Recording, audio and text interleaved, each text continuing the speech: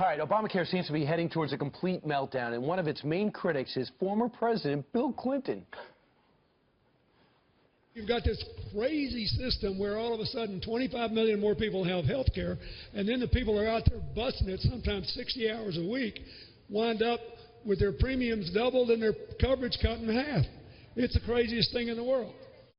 The Wall Street Journal noting that in 2017, insurance premiums in the U.S. will increase by 24.2%. So why isn't this getting more coverage? It's a huge story. Let's bring in Stuart Varney with Fox Business Network. Hey, Stuart. I think the media is totally unwilling to accept that Obamacare is a failure, that it is collapsing. It is the signature achievement of President Obama, and the media does not want to say it is disintegrating. It is collapsing. And collapsing it is. You just quoted there an average of 24.2%. That's the average premium hike that consumers are going to see in November if they're on these exchanges. Look at some of the individual states. We've got a 68% bump up in Arizona. It's 43% up in Illinois. And in Minnesota, where the state commissioner said, yes, Obamacare is on the brink of collapse, his word, it's going to go up between 50 and 60%. And look at these numbers. Iowa, Pennsylvania, North Carolina, all of them way into the double digits, way up, November 1st. And I was so shocked that Ezekiel Emanuel is blaming Republicans and Marco Rubio for not allowing it to be fixed. What do you mean by fixed? In other words, they want to just reach into the Treasury and give all these big insurers money. And Rubio said, letter charge that says, no, you can't do that. We're already $19 trillion in debt. This is your plan. Figure it out. So they're blaming him. I did a very contentious interview with Zeke Emanuel last week on my program. One of the architects. He is the architect of this whole system. And his fix, his short-term fix is as follows.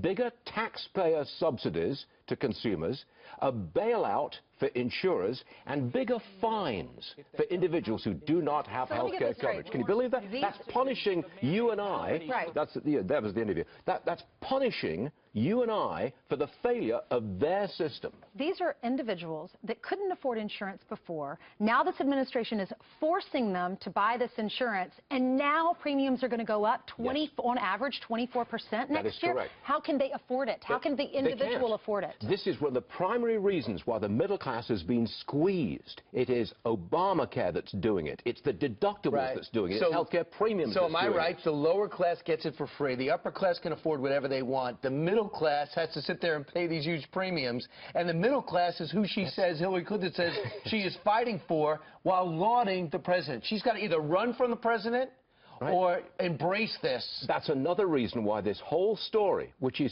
huge in my opinion and affects millions and millions of people, that's why it's underreported. Because it's a huge negative for Hillary Clinton going into this election. Trump's got to pick up on that. They are all gung-ho for Hillary Clinton.